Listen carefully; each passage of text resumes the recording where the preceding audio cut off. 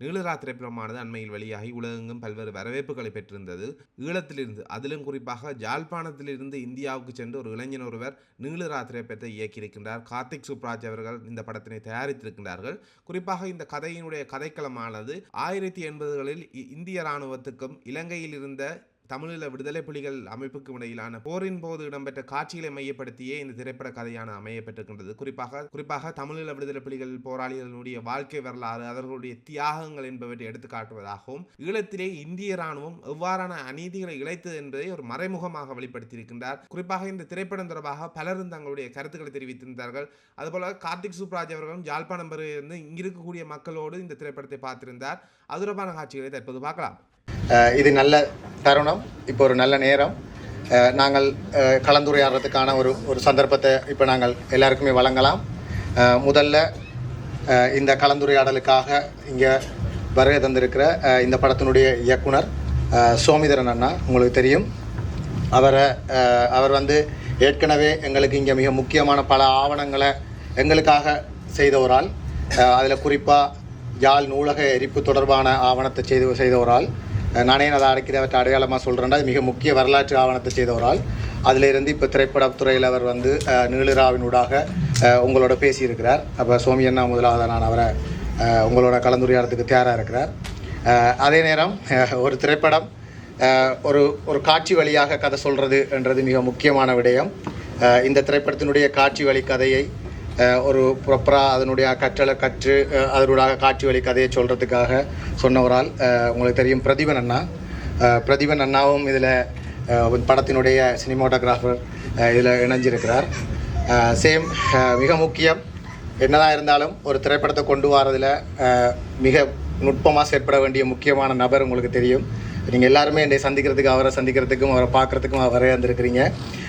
Stone bench என்று சொல்கிறது ஒரு சாதாரணமான ஒன்று அல்ல. அது உருவாக்கத்தின் முதலாவது நோக்கமாக இருந்தது.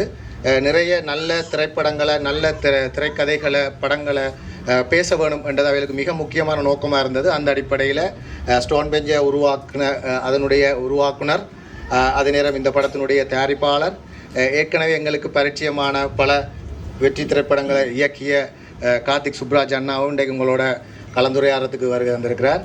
அதே நேரம் இந்த படத்தில் நடித்த சரத் அவர் உங்களுக்கு தெரியும். எல்லாருக்கும் இப்போ அந்த படத்தை பார்க்கல உங்களுக்கு சில நேரம் மனசில் உங்களை எல்லாருக்குமே நின்றுருக்கும். ஒரு நபர், அவரை பற்றி ஒரு பில்டாப்பாகவே இருந்திருக்கும். அவர் அப்படி காட்டுக்குள்ளேருந்து வெளிக்கிட்டு வந்திருக்கிறார் என்று சொல்கிற அந்த நபர் இன்றைக்கு உங்களை எங்களோட இன்றைக்கு நிற்கிறார். நீங்கள் எல்லாருமே அவரை கலந்துரையாடலாம். ஸோ நான் தொடர்ச்சியாக நான் விட்டால் காய்ச்சி கொண்டிருப்பேன். அப்படி கதைக்க தேவையில்லை, நீங்கள்லாம் கதைக்க வேணும். ஸோ எல்லோரும் தயாராக இருக்கிறங்கன்னா நாங்கள் இங்கேருந்து நான் கலந்துரையாடலை ஸ்டார்ட் பண்ணலாம். ஸோ யார்? நன்றி எல்லாருக்கும். திரையில் எங்களோட தமிழ் கதைக்கிற கேரக்டர்கள் வராதா அல்லது எங்களோட வீடு வராதான்ற ஏக்கம் எனக்கு சின்ன வயசுலேருந்து இருந்தது.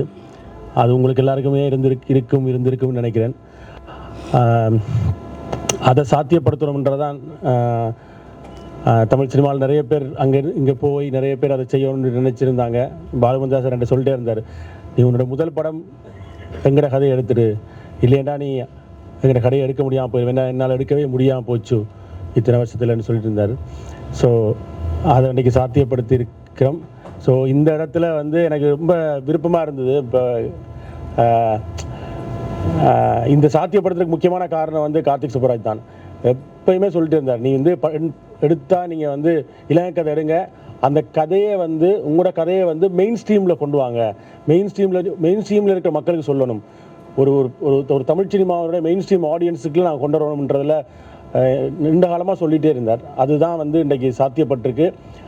அவரை அவர் இலங்கைக்கு வரமாட்டேன், நான் எனக்கு அந்த இலங்கை மண்ணில் வர்ற அளவுக்கான மூடு இல்லை, ஏன்னா அந்த அந்த போரோட வலி அதெல்லாம் அவரை பயங்கரமாக தாக்கி இருந்துச்சு.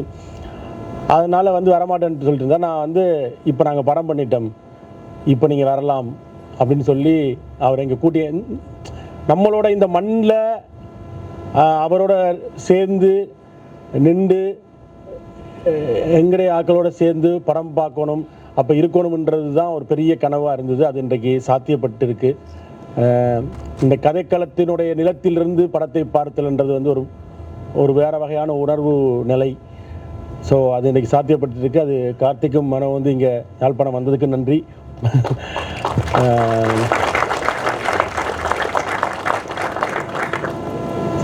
ஸோ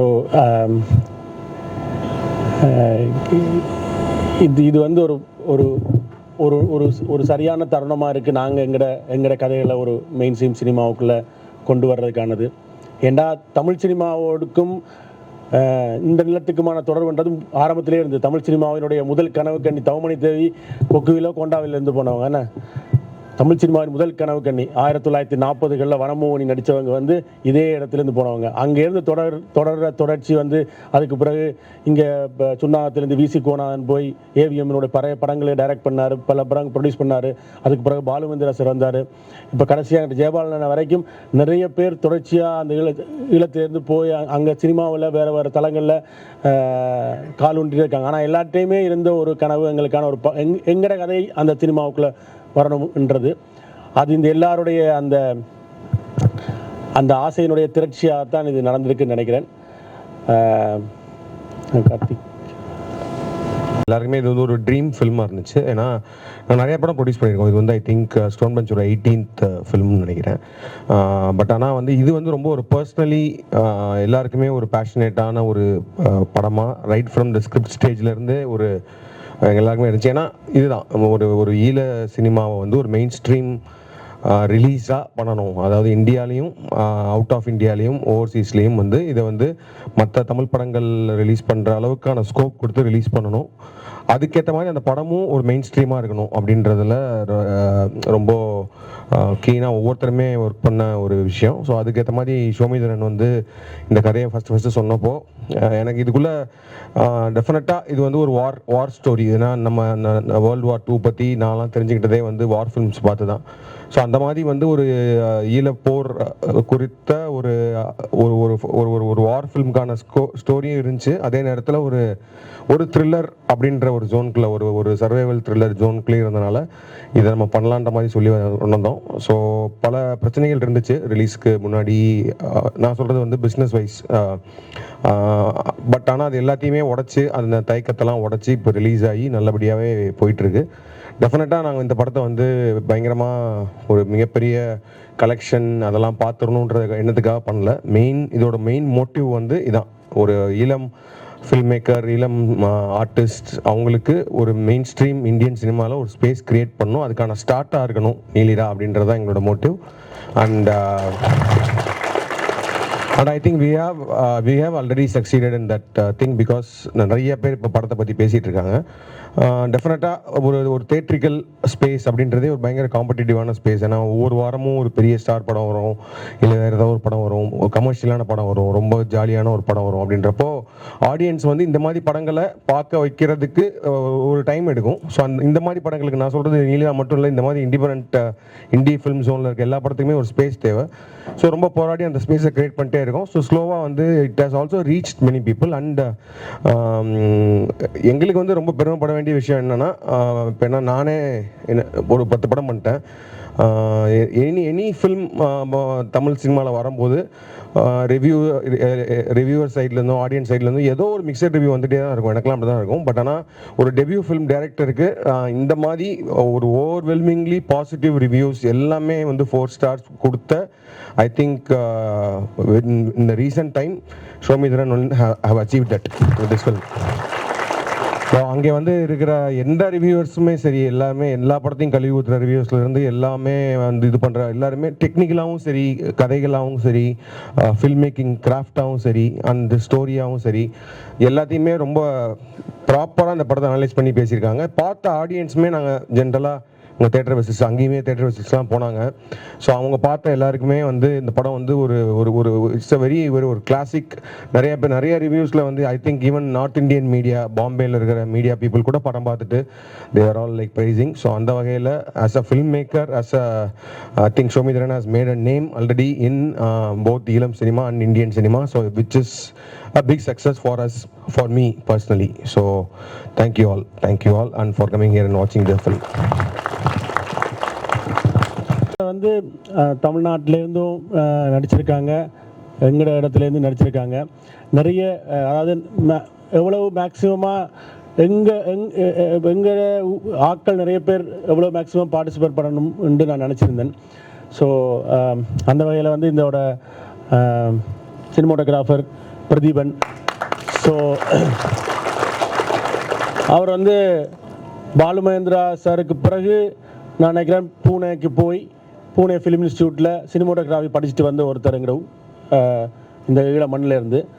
ஸோ அந்த மாதிரி ஒருத்தரை நம்ம பயன்படுத்துவதன் மூலமாக வந்து அது வந்து ஒரு பெரிய கதவை, பெரிய ஒரு விஷயத்தையும் ஓப்பன் பண்ணிவிடும்.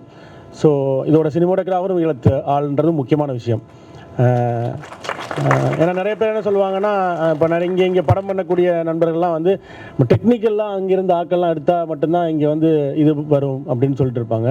அப்படி இல்லை, நாங்களே டெக்னிக்கலாக சினிமோட்டோகிராஃபர் இங்கேருந்து தான் வந்திருக்கார். இந்த படத்தில் ஆடை வடிவமைப்பில் தரங்கணின்னு ஒரு பொண்ணு, அந்த பொண்ணு ஃபஸ்ட் டைமாக என்னோடய படத்தில் வந்து அவங்களை இன்ட்ரடியூஸ் பண்ணேன். அவங்க வந்து இந்த ஊரை சேர்ந்தவங்க தான். நடிகர்களாக வந்து நிறைய பேர் இங்கேருந்து நடிச்சிருக்காங்க. இங்கே அபிராமி பார்த்துருப்பீங்க, அபிராமி முகத்தை மறக்க முடியாது. அவங்க தான் வந்து அந்த ப்ராப்பர் மாமியாராக இருந்தாங்க. ஸோ சிந்தர் இப்போ பார்க்கும்போது வேறையாக இருக்கிற சிந்தர் வந்து எனக்கு நான் ஃபஸ்ட் டைம் சிந்தரை பார்க்கும்போது 80கள் இப்போ பார்க்குற இளைஞர்களை யாரையுமே அந்த 80கள் இளைஞர்களோட மூஞ்சியாக நான் இப்போ ஜாழ்ப்பாணத்தில் சமீபத்தில் பார்க்குறதே இல்லை. இப்போ எல்லாம் வேறு புள்ளிங்கவாக மாட்டாங்க. ஆனால் அதுலேருந்து வந்து சிந்தர் வந்து அந்த படத்தில் நீங்கள் பார்த்தீங்கன்னா இந்த இவர் கிடையாது, வேறு ஆள் இருப்பார், அந்த வெற்றியா, அது 80களோட இது. இவர் என்ன எழிலன் குகன் வந்து அந்த சின்ன பையன் தான், அவர் தான் அவர். ஸோ எனக்கே பார்த்தோன்னே என்ன இப்படி மாட்டான்ற மாதிரி இருந்தது. ஸோ இப்படி நிறைய பேர் அந்த படத்தில் இங்கேருந்து இந்த மண்ணிலேருந்து பங்களிப்பு செய்திருக்காங்க. இப்போ அந்த போராளிகளாக வர்றதில் வந்து காஸ்ட்ரோவை தவிர மற்ற எல்லாருமே வந்து ஈழத்து பசங்க தான் போராளிகள். ஸோ அது ஒரு திட்டமிட்ட வகையில் உருவாக்கப்பட்டது தான். அதனால் இவருமே ஈழத்துக்கால மாறிட்டார். அவரை டப் பண்ணி அவர் வந்து ப்ராப்பர் யாழ்ப்பாணத்துக்கு வந்து இங்கே வரும்போது வழியெல்லாம் பயங்கரமாக போராளியாகவே ஃபீல் பண்ணிட்டு இருந்தார். மகாங்குளம் தாண்டினோடனே வேறொரு ஆளாக வேறொரு வைப்பாக இன்னைக்கு வல்வெட்டி துறைக்கெல்லாம் போனோன்னே கூட்டி வர முடியல, அந்த மாதிரி ஆகிட்டார் சனந்த். ஸோ ஏன்னா அவரோட ஹார்ட் ஒர்க்கும் இருக்குது. அவர் வந்து இந்த படத்துக்கு கமிட் ஆனோடனே நிறைய யூடியூப்பில் இருக்கிற எங்களோட போராளிகளுடைய வீடியோக்கள், போராட்ட காலகட்டத்தில் எடுக்கப்பட்ட படங்கள், அந்த படங்கள்லாம் பார்த்தார். அந்த படங்கள் எப்படி போராளிகள் அவங்களே நடிச்சிருப்பாங்க இல்லையா, அந்த படங்கள். ஸோ இயல்பான போராளியோட வீடியோக்கள்லாம் பார்த்து அவர் அதுக்கான பயிற்சி எடுத்து அதோடைய நடை உடை பாவனைகள்லாம் வந்து, அதுவும் குறிப்பாக 80களில் சில நம்மள்ட்ட இருக்கக்கூடிய சில காட்சிகள் எப்படியெல்லாம் பிஹேவ் பண்ணியிருக்காங்க, இதெல்லாம் வந்து ஹோம்ஒர்க் பண்ணார். நன்றி சனந்த். நீங்கள் யாழ்ப்பாணத்தில் அவர் முதல் தரமாக இங்கே வர்றார். அவர் இலங்கையில் வேற எங்கேயும் வந்ததில்லை, இதுதான் முதல் தரம் அவரும் இந்த மண்ணுக்கு வர்றார். அவருக்கும் நன்றி. பிரதீபன் ஏதாவது பேசுறீங்களா? சொன்ன மாதிரி நான் இன்ஸ்டியூட்டில் படிக்கக்குள்ள பெரிய பெரிய திரைகளில் நாங்கள் எக்ஸசைஸ், சினிமாட்டோகிராஃபி, நாங்கள் செஞ்ச ப்ராக்டிகல்ஸ் அது எல்லாத்தையும் எடுத்து பார்ப்போம். ஆக பெரிய திரையில் பார்க்குறது வந்து புது அனுபவம் இல்லை. ஆனால் முதலாக ஒரு ஈழத்து படைப்பை இப்படி ஒரு பெரிய ஒரு ப்ராப்பராக ஒரு சினிமாவுக்கான ஒரு மெட்டீரியலாக மாற்றி இந்த திரையில், அதுவும் யாழ்ப்பாண மண்ணில் உட்கார்ந்து பார்க்கும்போது அது ஒரு வேறு ஃபீலிங்காக இருக்குது. இப்போ உங்களுக்கு எப்படி அது கனெக்ட் ஆகுதோ, இதுக்கு பின்னால் நிறைய தொழில்நுட்பங்கள் இருந்தாலும் தொழில்நுட்பங்களை தாண்டி ஒரு மன ரீதியாக எனக்கு பயங்கரமாக கனெக்ட் ஆகுது. உங்களுக்கு எப்படி கனெக்ட் ஆகுதோ அதே மாதிரி தான் எனக்கும் கனெக்ட் ஆகுது. அதனால் நான் இதோட இந்த பேச்சை இதோட மாற்றிக்கொள்கிறேன். இதுக்கு மேலே வேணாம். சந்தோஷம், எல்லாரையும் சந்திச்சதில் சந்தோஷம். அதோட இந்த படத்தை ப்ரொடியூஸ் பண்ண கார்த்திகேயன் சார் எல்லாருக்கும் எனக்கு மனமார்ந்த நன்றிகள். சோமிதரன் சார் என்ன இதுக்குள்ளே இந்த சினிமாட்டோகிராஃபராக எனக்கு ஒரு வாய்ப்பு கொடுத்துருக்கிறார். கார்த்திக் சாரும் கார்த்திகேயன் சார், ஸ்டோன் பெஞ்ச் நிறுவனம் எல்லாமே சேர்ந்து எங்களுக்கான வாய்ப்புகளை வந்து உருவாக்கி கொடுத்துருக்கு. இது மேலுமா ஒரு வளர்ந்து வேறு சினிமா வேறு தளங்களுக்கு ஈழத்து கதைகள் போய் சேரும்ன்றதில் எனக்கு நல்ல நம்பிக்கை இருக்குது, மகிழ்ச்சியாகவும் இருக்குது. நன்றி, தேங்க்யூ. இந்த படத்தில் நடித்தது நான் ஒரு பிளெஸ்ஸிங்காக தான் பார்க்குறேன். அந்த பிளெஸ்ஸிங்கை எனக்கு கொடுத்த சோமியனனுக்கும் கார்த்தியனனுக்கும் ரொம்ப நன்றி. இன்னொன்று, தயவு செஞ்சு இந்த படத்தை பார்த்த நீங்கள் எல்லாரும் வெளியில் போயிட்டு இன்னும் நிறைய பேர்கிட்ட அதை பற்றி சொல்லுங்கள், அவங்களையும் தியேட்டர்ஸ்க்கு வந்து பார்க்க சொல்லுங்கள். ரொம்ப நன்றி. தேங்க்யூ. இந்த வாய்ப்பு தந்ததுக்கு சோமண்ணாக்கும் கார்த்திகேயனாக்கும் நன்றி. அதோட இப்படி ஒரு படத்தை எடுத்து எங்களுக்கு ஒரு புது ஒரு கதவை திறந்து விட்ட மாதிரி ஒரு ஃபீலிங்காக இருக்குது எனக்கு. இதே மாதிரி நிறைய படங்கள் வர்றதுக்கு இது ஒரு மிகப்பெரிய தொடக்கமாக இருக்கும்னு நம்புகிறேன் நான். சொல்றதில்லை. நன்றி.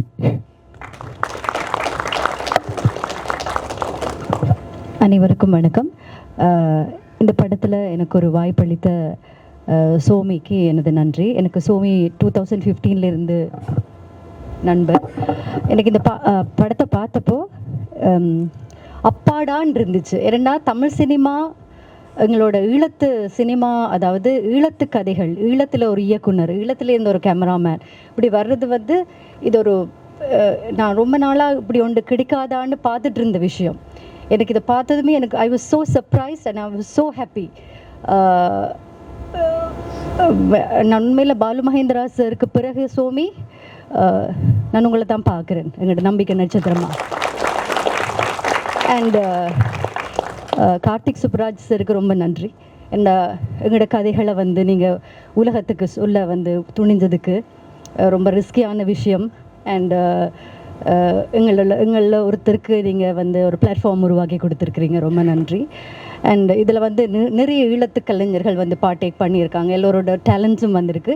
இப்போ எங்களுக்கு கொஞ்சம் ஒரு வெளிச்சம் தெரிகிற மாதிரி இருக்குது. இதை வச்சுட்டு நாங்கள் இன்னும் வளருவோம்னு நான் நினைக்கிறேன்.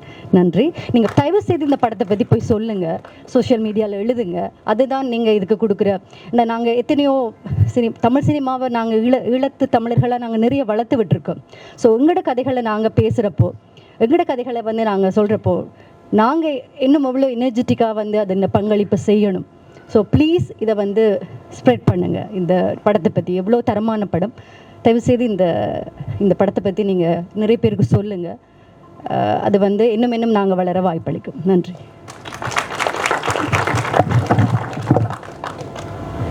அது ஆக்சுவலி அந்த மாதிரி இன்டென்ஷன் எதுவும் இல்லை. எனக்கு ரொம்ப ஆசை இங்கே வரணும், ஸ்ரீலங்கா வரணும், இங்கே வரணும், யாழ்ப்பாணம் வரணும் அப்படின்னு.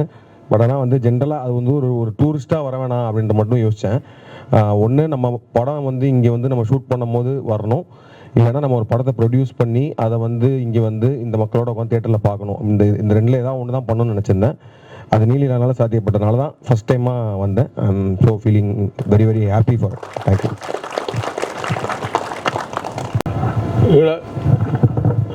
ஈழத்தமிழர்களுக்கு தமிழகத்தின் முகமாக மாறியிருக்கிற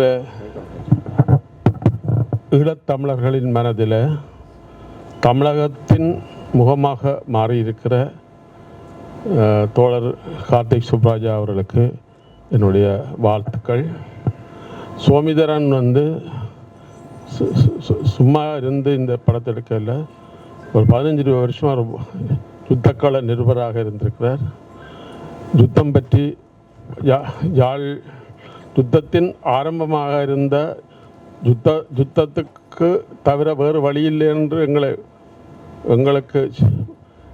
ஃபீல் பண்ண வைத்த யாழ் நூலக எரிப்பு பற்றியவருடைய இது மிக முக்கியமானது. இந்த முழு அனுபவத்தை அவர் திரட்டி கார்த்திக் சுப்ராஜிடம் திரைக்கலையை பயின்று ஆங்கில படங்களை தவிர வேறு ஈவன் தமிழ்நாட்டு படங்களில் கூட காண முடியாத மாதிரி கேமராவால் கதை சொல்கிற ஒரு திரைக்கதையை வடிவமைத்து எங்களுடைய தோழரும் பாலமேந்திராவுக்கு பிறகு இந்த ஈழமண் பெற்ற ஒரு சிறந்த கலைஞனுமான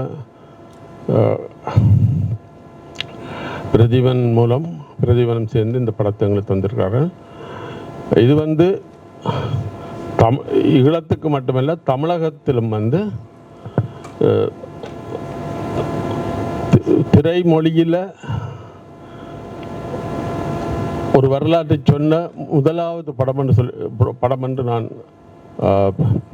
நான் பிரகடனப்படுத்துவேன். இது வந்து உண்மையில் வந்து ஈழத்தமிழர்கள் இந்த படத்தை ஒரு காலம் மறக்க மாட்டார்கள். இது நாங்களெல்லாம் நேரில் பார்த்த அனுபவம். சென்சருக்கு வெறும் வெட்டு கோஷங்கள் போடாமல் சென்சருக்குள்ளால் இந்த படத்தை கொண்டு வரக்கூடிய வகையில் திறமொழியை கூட இந்த கதையை அவர்கள் சொல்லியிருக்கார்கள். அவர்களுக்கு என்னுடைய நன்றி.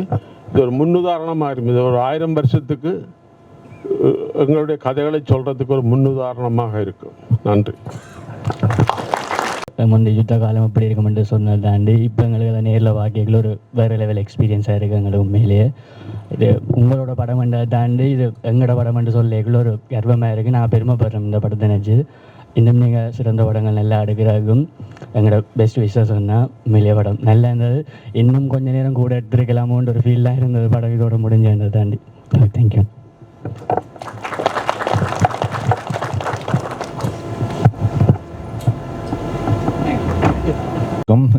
என்ன கேட்குறது தெரியல. உண்மையாக சோமிதா எனக்கு தேங்க்ஸ் அண்ட் சான்ஸ் கொடுத்த உங்களுக்கும் தேங்க்ஸ். எனக்கு சோமிதனுக்கு கொஞ்சம் ஒரு 5-6 இயர்ஸ் முதல்ல தெரியும். ஒரு டாக்குமெண்ட் ஒன்று செய்யல வீடியோ கிளிப்ஸ் கலெக்ட் பண்ண இதுக்கெல்லாம் என்னோட கான்டாக்ட் பண்ணி வந்தவர். அப்போவே இன்ட்ரெஸ்ட் தெரிஞ்சு அதில் இந்த ஃபாலோ பண்ணி கொண்டு இருக்கிறேன். உங்களோட ஜெகமே தந்தாத்திரையும் ஒரு சீன் நடித்தவர். அவர் ஏதோ இங்கே பார்த்த மாதிரி ஒரு சீன் ஒன்று இருக்குது. அவர் ஃபாலோ பண்ணிக்கொண்டு வந்தேன் நான். தேங்க்ஸ். இந்த படத்தின் எண்டிங்கில் அந்த விடியல் சீன் ஒன்று வரும். எனக்கு அந்த விடியல் சீன் வந்து ஒரு ஈழ சினிமான்ற விடியல் மாதிரி தான் தெரிஞ்சுது உண்மையில்.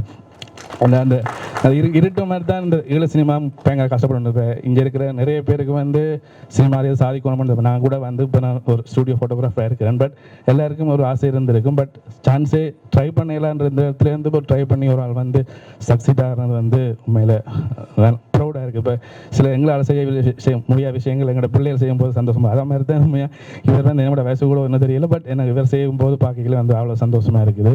அந்த ஆக்ட்ரஸ் நல்லா இருந்துச்சு. அந்த இவர்கிட்ட அந்த பெரிய டைலாக் ஒன்றும் இல்லை இருக்குது. பட் அந்த ஒரு சீன் ஒன்று அந்த வேறு ஓகேக்கில் காய்ச்சிட்டு இருக்கும்போது உள்ள அவர்கிட்ட எக்ஸ் லவர் வந்து வாய்ஸ் கேட்டோன்னே ஒரு சந்தோஷத்தோட ஒரு ஏக்கத்தோட ஒரு ரியாக்ஷனை கொடுத்துருப்பார். உண்மையில் அது இருக்கலான்னு தெரிஞ்ச சந்தோஷம் ஒன்று இருக்கும். பட் ஸ்டில் வந்து அது சொல்லலை. பட் அவர்கிட்ட அந்த கண் அசைவில் உண்மையாக அது நல்லா காட்டியிருக்கிறார். உண்மையாக அந்த ஆக்ஷன் அதே மாதிரி எல்லாருமே நல்லா ஆக்டிங். ஸ்க்ரீன் பிளே நல்லா இருந்துச்சுமே. நான் எனக்குமே தெரியல ஸ்ரீலங்கன் தான் ஸ்க்ரீன் பிளே செஞ்சுருக்காரு. இந்த சினிமாட்டோகிராஃபி நல்லா இருந்துச்சு. தேங்க்ஸ் எல்லாருக்கும். தேங்க்ஸ் உண்மையாக. அடுத்து என்ன ஒரு சின்ன கேள்வி உண்டு.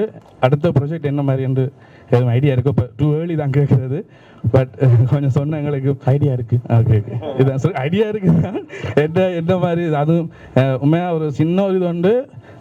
கமர்ஷியலுக்குள்ளே போனால் நீங்கள் பெரிய ஆளாகலாம். பட் அந்த பக்கம் கூட போகாமல் இந்த மாதிரி படங்களை எடுக்கணும்னு நான் எங்களை ஒரு ஆசையாக கேட்டுக்கொள்கிறேன். தேங்க்ஸ். இருந்தால் ஒவ்வொரு படத்துக்கும் அப்படி குவிலாம் கூப்பிட முடியாது. ஸோ அதனால் மக்களுடைய ஆதரவு தான் நம்ம அடுத்து என்ன செய்யறன்ற தீர்மானிக்கும் இல்லையா? ரிலேட்டிவ்ஸ் மணிமாறன், டார்மியான்றவங்க நதியா என்ற கேரக்டரில் நடிச்சிருந்தாங்க. அவங்க சொல்லி தான் இங்கே வந்திருக்கேன். படம் ரொம்ப நல்லா இருந்துச்சு. கார்த்திக் சார் கண்டோடனே திடீர்னு ஹாப்பி ஆகிட்டேன். சோக் ஆகிட்டு உடனே. அப்போ உடனே கதை கொண்டு வந்தக்காண்டியே என்ன கதைக்கிறேன்ட்டு தெரியாமல் மைக் எடுத்துட்டேன்.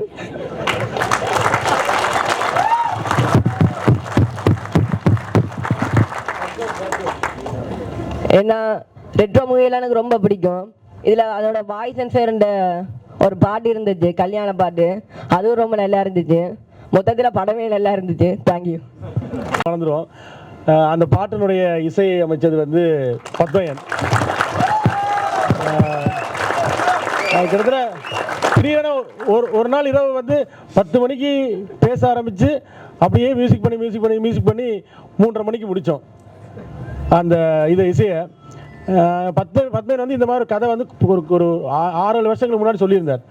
இந்த மாதிரி விடிய ஒரு மியூசிக் போட்ட கதை. அந்த கதை எனக்கு ஏதோ இன்ஸ்பயர் ஆகிருந்தது. ஸோ அதனால் டக்குன்னு பத்மயன்ட்ட அந்த கேட்கும்போது அவர் வந்து அந்த இது பண்ணார். ஸோ அதில் வாகிசன் பாட்டு பாடியிருக்காங்க, கில்மிஷா பாட்டு பாடியிருக்கார். பிறகு ரமணன் பாட்டு பாடியிருக்கார். ஸோ எல்லாருக்குமே நன்றி. அந்த பாட்டும் வந்து முதல் தரமாக ஒரு ஜாழ்ப்பாணத்தில் இருந்த ஒரு இசையமைப்பாளருடைய பாட்டு வந்து சோனி மியூசிக்கில் வந்து ரிலீஸ் ஆகிருக்கிறது இப்போ தான். ஸோ அவருக்கு நான் தான் சொல்லிருந்தேன், ஒரு ப்ரொமோட் பண்ண தெரியல.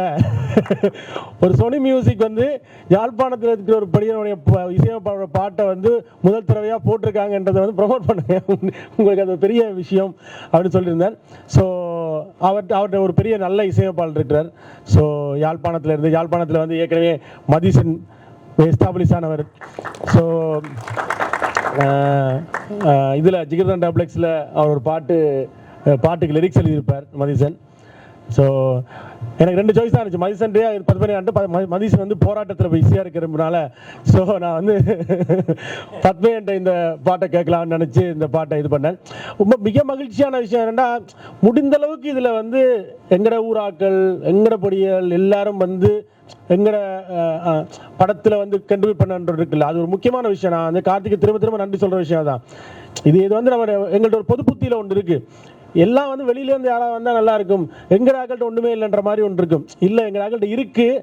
ஆனால் இந்த பிற்போர் காலத்தினுடைய சூழல் வந்து எங்களை வந்து ரொம்ப சிதிலமடைய வச்சிருக்கு. எங்கள் ஆக்கள்கிட்ட இருக்குன்றது இதில் நிறுவனமாக இருக்குது. இதில் வந்து கிட்டத்தட்ட 50-50 சொல்லலாம், இல்லை 60-40 கூட சொல்லலாம். அவ்வளவுக்கு இங்கேயும் அங்கேயுமான பங்களிப்பு இருக்குன்னு நினைக்கிறேன். ஸோ அது வந்து ரொம்ப முக்கியமான விஷயம். அந்த பாட்டு நிறைய பேர் பிடிச்சிருக்குன்னு சொல்கிறாங்க, எல்லாருமே அந்த பாட்டு பிடிச்சிருக்குன்னு சொல்கிறாங்க. அந்த படத்துலேயே வந்திருக்கு, தனியாக வந்திருக்கு. ஸோ நன்றி பத்மையா. சொல்ல போகுதுன்னு உண்மை எனக்கு தெரியாது. 2 போஸ்டர் ஃபஸ்ட் டைம் வந்தவனருக்கு ஷேர் பண்ணி போட்டு அப்படியே விட்டாச்சு. சோமியன்னாவும் எனக்கு இந்த பேக்ரவுண்டில் இருக்குமென்று சொல்லல. 80s இருக்கிற எங்களோட கதை எங்களோட மியூசிக்கை ரிசம்பிள் பண்ணுற மாதிரி இருக்கணும் ரெண்டு கேட்டு தான் பைலா கூட அவர் சொல்லலை. நான் தான் பைலான்னு சூஸ் பண்ணேன். செய்து போட்டு விஷுவலை பார்க்க தான் எனக்கு விளங்கிச்சு இன்னும் கொஞ்சம் வேலை நான் கதைக்காண்டி பண்ணியிருக்கணும். எனக்கு ஆக்சுவலி தெரியாது, ஆனால் நான் ஆல்மோஸ்ட் முடிச்சிட்டேன். ப்ரொமோ சாங்காக தான் கேட்டது, படத்தில் வைக்கிற ஐடியாவில் இப்போ இந்த படத்துலேயும் வச்சுருக்கு. ஓகே, இந்த பாட்டை விட்டுருவோம். எனக்கு சில ஒரு 2 இது சொல்கிறேன். எங்களோட கதைகளை எங்களோட படமாக எங்களோட நாட்டில் எடுக்கிறதுக்கு சரியான கஷ்டம். எங்களோட கதையை எங்களோட படமாக இந்தியாவில் எடுக்கிறதும் கஷ்டம். சோமியன்னா எவ்வளோ பட்டிருப்பாருன்னு எனக்கு தெரியும். இதில் எவ்வளோ டீட்டெயில் இருக்குது. இது சொன்னால் இது எப்படி போகும்னு எனக்கு தெரியலை. ஒரு கடவுளை கூட அப்படி இப்போ உங்களுக்கு இந்த அவ்வளோ லேயர் இருக்குது இதில். படம் பார்க்க எங்களுக்கு தேவை, நாங்கள் ஆவணப்படுத்தணும், டாக்குமெண்டேஷன் தான் எங்களுக்கு தேவைப்படுது. இனி நாங்கள் ஜஸ்டிஸ் எல்லாம் நாங்கள் தேடிக்கொண்டிருக்கலாம்ன்றது எனக்கு தெரியலை. ஏற்கனவே யூடியூப்பில் இருந்த ஃபைல்ஸுகள் அல்லது வெளியில் இருந்து எல்லாம் ரிமூவ். நாங்கள் துவக்கன்ற வேர்ட் போட இயலாது. எல்லாம் எங்களோட ஈழ போராட்டம் நடந்த வரலாறை பற்றி கதைக்க இயலாது. எல்லாம் அப்படி தான் நாங்கள் வந்திருக்கிறோம். இப்போ எங்களுக்கு தேவை, எங்களுக்கு ஆவணம். இப்படி ஒரு பிரச்சனை இருந்தது, இவ்வளவு இன்டென்ஸாக இருந்தது, அதை அந்த தம்பி மாதிரியான அடுத்த தலைமுறைக்கு சொல்லணும். அது சோமியன்னா என்னோட ஒரு 100 வருஷத்துக்கு பிறகு இந்த படத்தை பார்த்தாலும் அவ்வளோ டீட்டெயில் இருக்குது.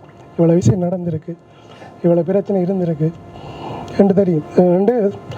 ஸோ இப்படி யாராவது கார்த்திக் சுப்ராஜ் அண்ணா மாதிரி யாராவது ப்ரொடியூஸ் பண்ணி அது இப்படி வந்தால் தான் உண்டு. ஏண்டா ஏற்கனவே சிவராஜ் அண்ணாக்கள் மகேசனாக்கள்லாம் மறைமுகமாக தான் நாங்கள் சொல்லி கொண்டிருக்கிறோம். எங்களோட படத்தை இங்கே ஒரு ஃபோட்டோ இருக்கும், ஃபோட்டோவில் 2009 இருக்கும். இப்படி தான் நாங்கள் டீட்டெயில் கொடுத்துட்டு இங்கே எடுத்தால் நாங்கள் நிறைய விஷயம் ஃபேஸ் பண்ணணும், முகம் கொடுக்கணும். எனக்கு தெரியாது, நான் இப்படி இதுக்கு மேலே காய்ச்சதில்லை. நன்றி.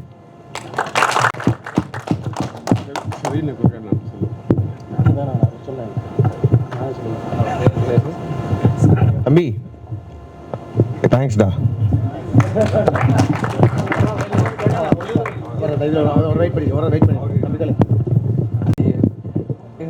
படம் நல்லா இருந்துச்சு.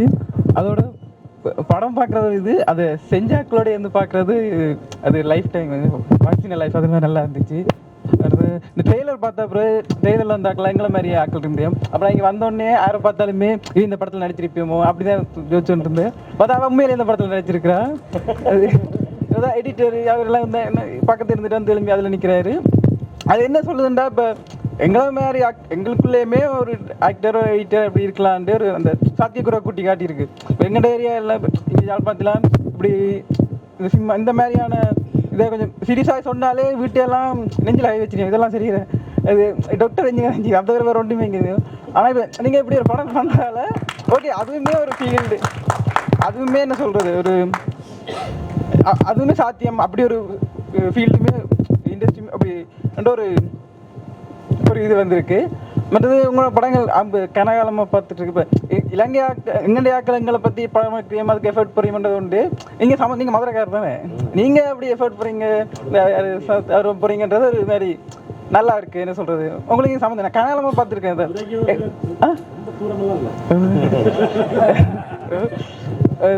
அப்போ என்ன சொல்றது கூட இந்த மாதிரி பிரச்சனைகளை வச்சு என்ன சொல்கிறது அதை வச்சு லாபம் பார்க்குறது அப்படி தான் சொல்கிறாங்க. நீங்கள் சம்மந்தமே இல்லாமல் எல்லா படத்துலையும் ஒரு மாஸ் படத்தில் பட் அதில் கூட ஏதாவது ஒன்று வச்சுருப்பீங்க, சிலங்க பற்றி ஏதாவது ஒன்று வச்சுருப்பீங்க. அப்போ என்ன சொல்கிறது எங்களுக்காக எவ்வளோ தேவை பண்ணுது அதுவே ஒரு நல்ல ஒரு ஸ்பெஷல் ஃபீலிங் தான். அந்த மாதிரி நீங்கள் கொஞ்சம் ஸ்பெஷலாக நல்லா நல்லா நல்லா சரிங்க சொன்னால் திரும்பி படம் பண்ணுறது இல்லையா? அப்படிலாம் இல்லை, சரியாக இந்த படத்தில் என்ன இருக்கோ அந்த விஷயந்தான் அதை படம் பண்ணோம். ஒவ்வொரு நாட்டு சட்டங்கள் சில விஷயங்களை சொல்லும். அந்த சட்டங்களுக்கு உட்பட்டு அந்த சட்டங்களுக்குள்ளால் நம்ம வாழ்கிற நம்ம ஈழத்தில் வந்து எவ்வளோ சட்டங்களுக்குள்ள எவ்வளோ விஷயங்களுக்குள்ளே நம்ம எப்படி நெளிஞ்சு சொல்லியாக வாழ்ந்து அதே மாதிரி தான் ஒரு படம் வந்து அந்த சட்டத்துக்குள்ளே நம்ம இது பண்ண அவங்க படம் பார்த்தவங்க அவங்களுக்கு வந்து இதை ஃபோர்ஸ்டாக எதுவும் பிரச்சாரம் பண்ணலை, எந்த ஃபோர்ஸ்ட் இதுவும் இல்லை. சில விஷயங்கள் வந்து சட்டப்படி சில விஷயங்கள்லாம் இதெல்லாம் சொல்ல முடியாதுன்னு சொன்னாங்க. அந்த சொல்ல முடியாத விஷயங்கள்லாம் எடுத்துகிட்டு மற்றபடி அவங்க அந்த ரொம்ப நல்ல சென்சார் ஆஃபீஸராக தான் நினைக்கிறேன். அவங்க வந்து என்ன சொன்னாங்க, இந்த மக்களோட கதை போய் சேரணும். ஏன்னா அது தமிழ் ஆஃபீஸர் தான் இந்த மக்களோட கதை போய் சேரணும்னு நாங்கள் நினைக்கிறோம். இந்த மாதிரி பொலிட்டிக்கலாக வரக்கூடிய படங்களுக்கு நாங்கள் ஏ சர்டிஃபிகேட் தான் கொடுப்போம். ஆனால் வந்து நாங்கள் இதுக்கு யூஎஸ் சர்டிஃபிகேட் கொடுக்குறோம். ஏன்னா இந்த படத்தில் வந்து நீங்கள் ரொம்ப பிரச்சாரமாவோ அல்லது வேறு எதுவுமே சொல்ல ஒரு வாழ்க்கையை சொல்லணும்னு நினைக்கிறேன். இது மக்கள்கிட்ட போய் சேரணும்னு நாங்கள் நினைக்கிறோம். சட்டப்படி சில விஷயங்கள் இருக்க முடியாதுன்றது இருக்குல்ல, அதெல்லாம் இருக்க முடியாது. அப்போ நாங்கள் அதெல்லாம் இல்லாமல் இருக்கும். ஸோ அவர் சொன்ன மாதிரி வந்து பல லேயர்ஸ் இருக்கும் இல்லையா? ஸோ அது வந்து நீங்கள் பார்க்க பல விஷயங்கள் புரியும். ஸோ அது ஒரு அவங்க அனுமதிச்சிட்டாங்க, அவ்வளோதான். இன்னொன்று சென்சார் போர்டுன்றது இந்த காலத்தில் இந்த படம் பார்க்கலாம்னு அனுமதிக்கிறது தான். ஒருவேளை இந்த படத்தை 35 வருஷத்துக்கு முன்னாடியே 30 வருஷம் முன்னாடி எடுத்திருந்தால் அனுமதிக்கப்பட்டிருக்காது. இந்த காலத்தில் இந்த படம் பார்க்கலாம் அப்படின்றது அந்த சூழலை பொறுத்து தானே அதை தீர்மானிக்கிறது. இப்போ இலங்கையிலையும் அது யூ சர்டிஃபிகேட் வாங்கி அந்த படம் சென்சார் பண்ணப்பட்டு தான் வந்தது. ஸோ காலங்கள் மாறுற போது சில விஷயங்கள் நடக்கும்னு நினைக்கிறேன். எனக்கு தெரியல, அது எல்லாரும் கேட்குறாங்க இந்த கேள்வியை. நான் அதுக்கு வந்து தெரியல. நம்ம மனம் விரும்பி ஒரு படம் பண்ணோம் ஆகும்போது அவருடைய ஃபிலிம்ஸில் எல்லாத்துலேயுமே அதை ஏதோ ஒரு வகையில் சொல்லணும்னு நினைக்கிறார். அவர் எடுக்கிறது பெரிய மாஸ் ஹீரோஸோட படங்கள், அதில் எவ்வளோ சொல்ல முடியும்னு இருக்கு. அதுக்கு முடிந்த வரைக்கும் முயற்சி பண்ணுறார். அதனுடைய விளைவு தான் என்ன டைமே சொல்லிட்டு பாரு, நீங்கள் அந்த ஊர்லேருந்து வந்திருக்கீங்க, நீங்கள் இந்த படத்தை எடுக்கணும். அவர் எப்பயுமே சொல்லிட்டு இப்போ நிறைய பேர் சொல்லிட்டு என்கிட்ட சொன்னாங்க, தயவுசெய்து எங்களுடைய ஆக்கிலே சொல்லுவாங்க வந்து தயவுசெய்து முதல்ல வந்து ஒரு கமர்ஷியலாக ஒரு படம் எடுத்து சக்ஸஸ் பண்ணி 4-5 ஹீரோ வச்சு பணம் சம்பாதிச்சதுக்கு பிறகு அதுக்கப்புறம் உங்களை விரும்பினெல்லாம் இருங்க அப்படின்னு நிறைய பேர் சொல்லுவாங்க எங்கடையாக்கள். நான் கார்த்திக் ஒரு ஆள் தான் என்னை தொடர்ந்து சொல்லிட்டு இருந்தார், அப்படிலாம் இல்லை, நீங்கள் முதல் படத்தை எடுங்க. பாலுமந்திரன் சார் சொல்லியிருக்கார், ஏன்னா அவரால் எடுக்க முடியலை. ஸோ ஏன்னா அது வேறு இண்டஸ்ட்ரிக்குள்ளே போயிடுவோம் நாங்கள், நீங்கள் முதல் படத்தை எடுங்கன்னு சொல்லி கார்த்திக்கோட அந்த சப்போர்ட் இல்லைன்னா இது சாத்தியமே பட்டிருக்காது. நான் சொல்கிறது ஒரு ப்ரொடியூசராக மட்டும் சொல்லலை, ஒரு மோரல் சப்போர்ட்டாக இருக்குல்ல, ஒரு நமக்கு பின்னாடி இருக்கிற ஒரு பெரிய பலமாக இருக்குல்ல.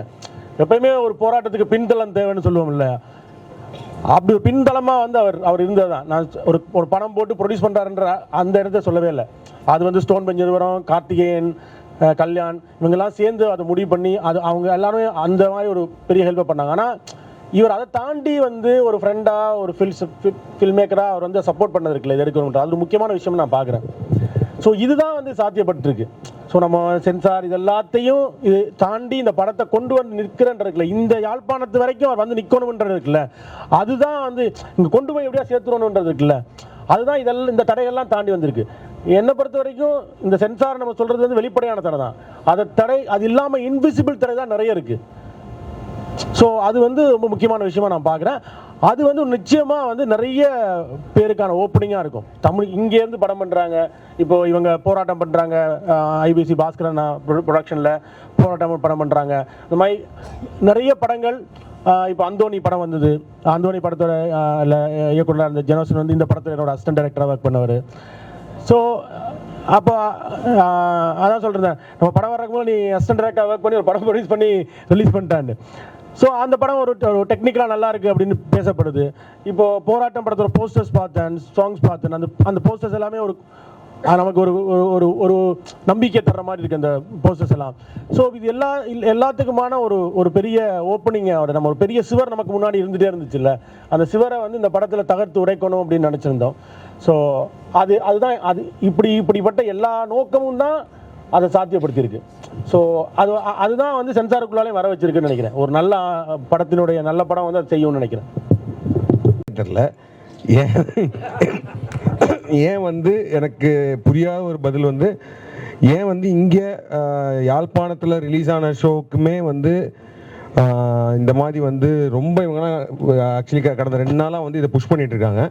அதே ஏன்னு எனக்கு தெரில. ஏன்னா வந்து இந்த படத்தோட பட்ஜெட் இருக்குல்ல, இப்போ நீங்கள் வந்து இப்போ ஒவ்வொரு படத்துக்கும் நீங்கள் பார்க்குற விஜய் சார் படம் மாதிரி அஜித் சார் படம் மாதிரி ப்ரமோஷன் எதிர்பார்க்குறீங்க, ஒரு மிகப்பெரிய ஒரு இது எதிர்பார்க்குறீங்கன்னா அந்த மாதிரி இந்த மாதிரி இண்டிபெண்டன்ட் ஃபிலிம்ஸுக்கு பண்ணவே முடியாது.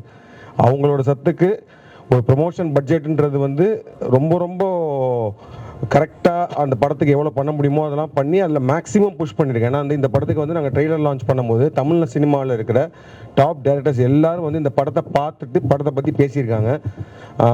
சூர்யா சார் பேசியிருக்காரு. அப்புறம் அது போக வந்து ஆல் பேப்பர் ஆட்ஸ்லேருந்து எல்லாமே கொடுத்தாச்சு. அது ஏன் ரீச் ஆகலைன்ற பதில் வந்து எங்கள் கிட்டேருந்து வர்றதை விட உங்கள் கிட்டேருந்து தான் வரணும். தெரிஞ்சால் சொல்லுங்கள். முடியாது. இப்போ இந்த ஷோ பண்ணும்போதே அடுத்த ஷோக்கு வந்து சொன்னாங்க இல்லையா, அந்த மாதிரி it's very very competitive. Like ஏன்னா அடுத்த படம் பார்க்குறதுக்கு வெயிட் பண்ணிருக்காங்க. ஸோ